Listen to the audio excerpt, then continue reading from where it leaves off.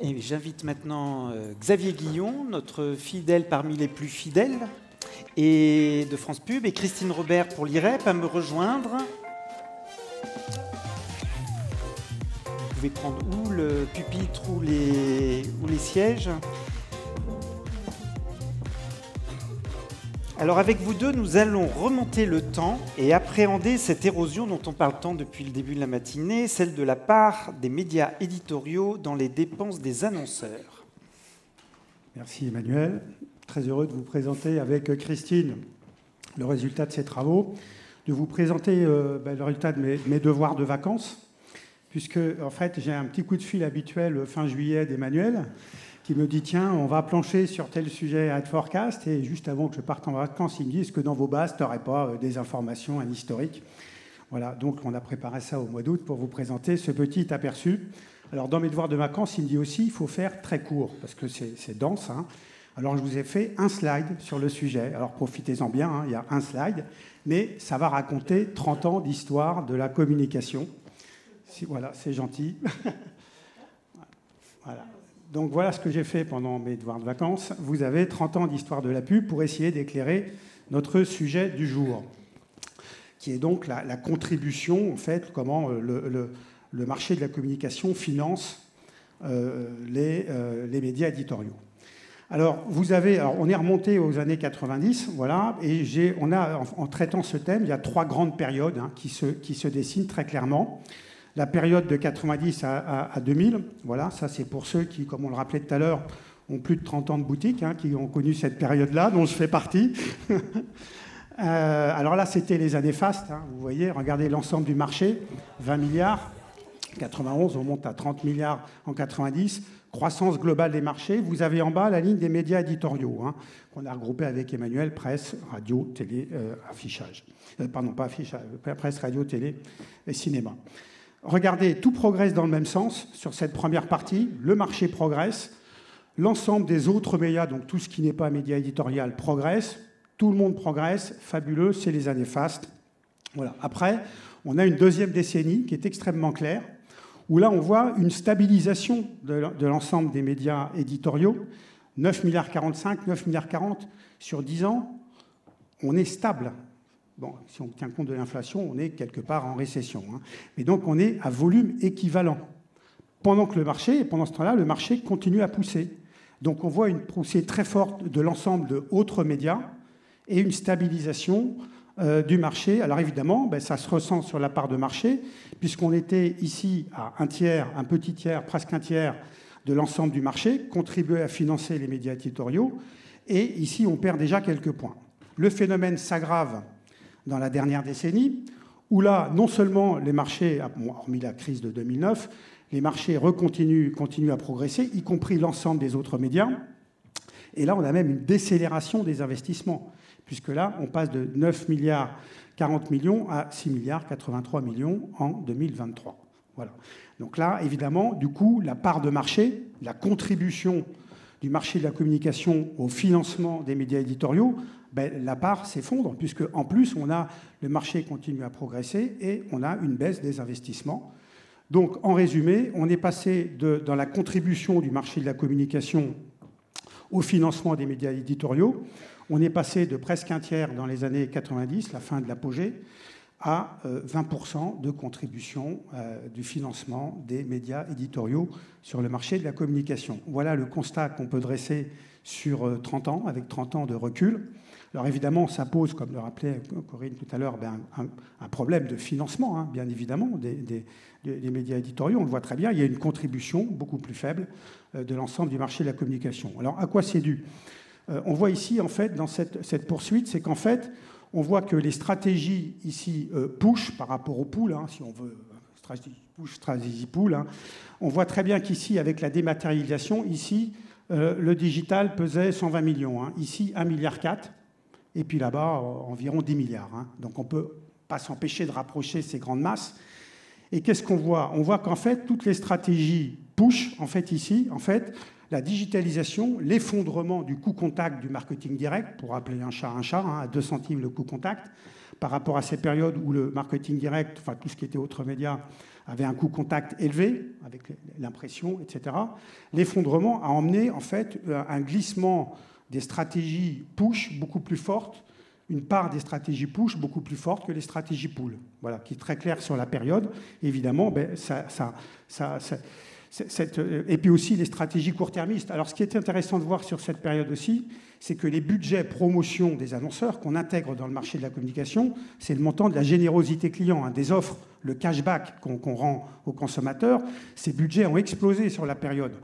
Comme on pouvait multiplier à profusion sur des inventaires illimités les offres très segmentées sur les populations, le budget promotion a également capté une très grande partie des budgets de communication, voilà, qui sont budgétés au budget des annonceurs, cette générosité client. Et on voit bien que ces stratégies push, en fait, ont été au détriment un peu des stratégies pull, qui étaient principalement, pas que, mais hébergés au sein des médias éditoriaux. Alors, on voit une petite inversion quand même sur la fin de la période, liée aussi à la digitalisation, et Christine va prendre le micro et vous raconter la fin de l'histoire, avec une digitalisation de plus en plus importante quand même des médias éditoriaux ici, ce qui permet aussi de redonner du dynamisme aux stratégies pool, puisque la capacité sur ce type de campagne, donc beaucoup plus créative, sur lequel on va mettre en avant beaucoup plus la singularité, la force du discours narratif des marques, cette interaction maintenant qui peut être jouée au sein de ces médias éditoriaux, évidemment renforce le dynamique de ce type de campagne de communication. Donc on voit que probablement ça permettra aussi d'inverser et de redonner de la force aux stratégies pool qui auront quand même clairement sur la période, avec l'effondrement du coût contact du marketing direct et de la digitalisation, ont en fait emmené une baisse très claire de ces stratégies push sur la période.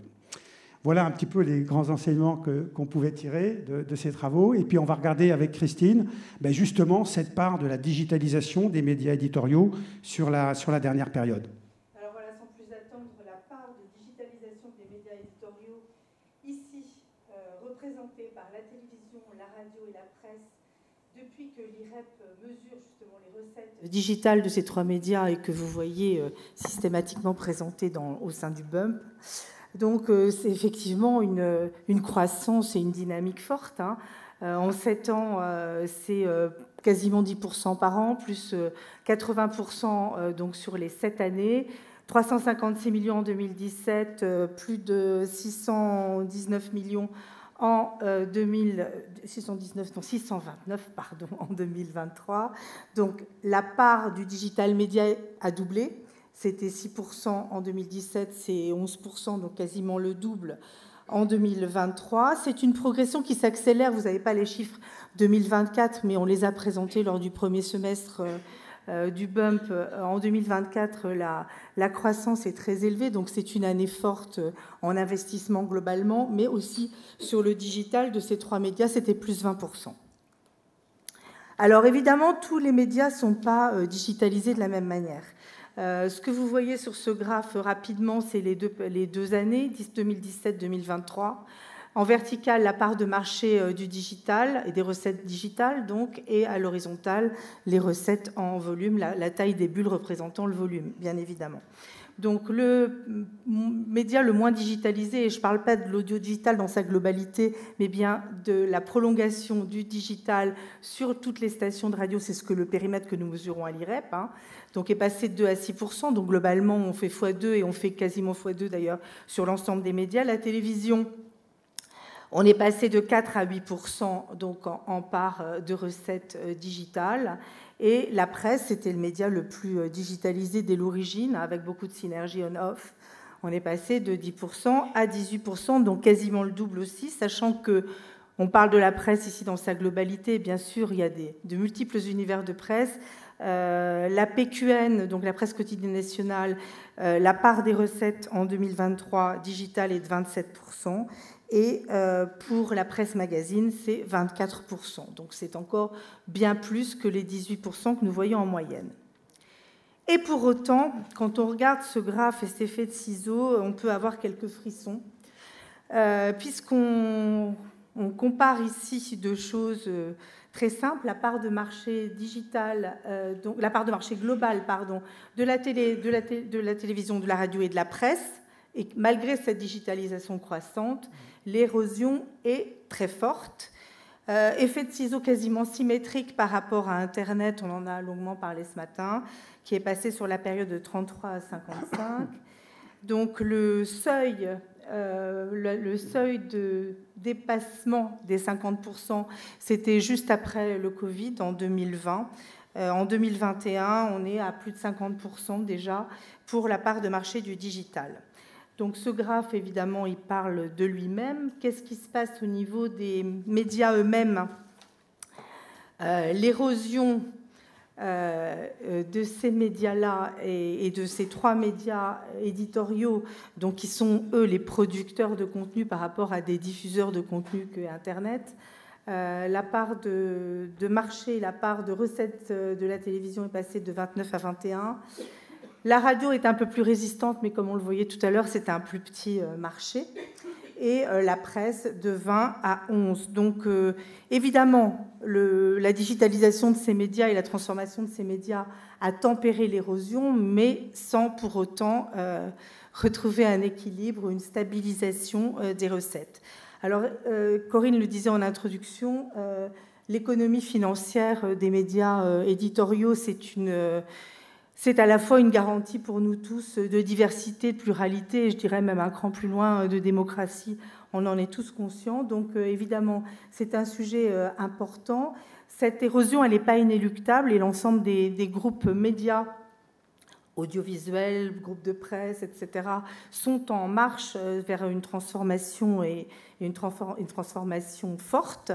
On va parler, nous, c'est un sujet qui préoccupe l'IREP, de la valeur ajoutée des marques médias. C'est le sujet de l'IREP Forum la semaine prochaine.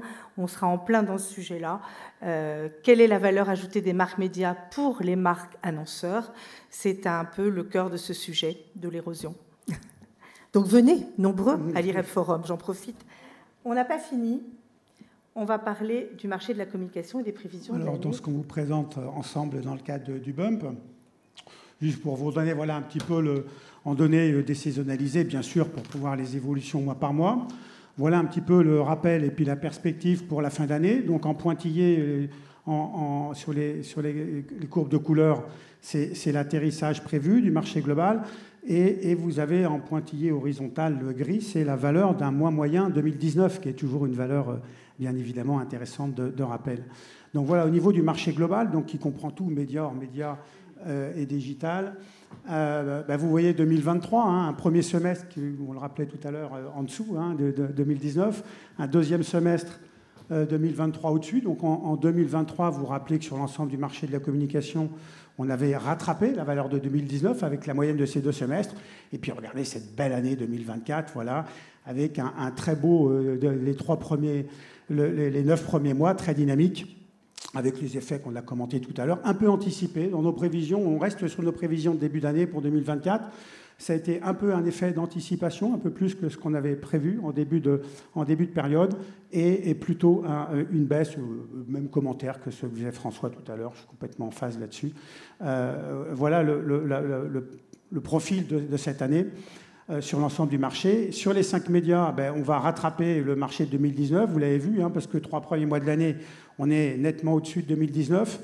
Très légèrement en baisse sur la fin. Donc on va, 1 an après l'ensemble du marché, sur l'ensemble des 5 médias, retrouver les valeurs de 2019. Et on voit toujours sur l'ensemble autres médias, malgré les JO, l'événementiel, etc., liés principalement quand même à la baisse du marketing direct qu'on évoquait tout à l'heure, avec les transferts du marketing direct vers le digital. J'en ai parlé tout à l'heure, je ne reviens pas dessus. On est quand même sur l'ensemble autres médias, encore en dessous des valeurs de 2019. C'est important de le rappeler. Et sur le digital, après les fortes poussées de la période Covid, on reste, nous, sur la vision de 8% de croissance du marché. Voilà sur la perspective, voilà. Et puis le chiffre, voilà, ça c'est sur 2000. La progression veut donc plus 5,3 pour cette année sur la tendance. Et l'année prochaine, on est. Alors on va le préparer parce que nous, nos prévisions s'appuient, en fait, vous le savez, essentiellement sur le déclaratif de ce que budgètent les 2000 annonceurs qu'on interroge tous les ans. Donc c'est le budget, c'est ce qu'ils ont enregistré. Alors ça, c'est assez précis. Alors l'avantage, c'est que ça nous donne une borne un peu maximum, parce qu'ils n'ont jamais dépensé plus en 30 ans d'histoire du marché de la pub. Ils n'ont jamais dépensé plus que ce qu'ils avaient prévu. Ils ont parfois dépensé moins. Donc on attend d'avoir tous les résultats pour faire les prévisions, la prévision 2025. Voilà, mais je ne suis pas très éloigné des chiffres que présentait François tout à l'heure. Voilà, merci.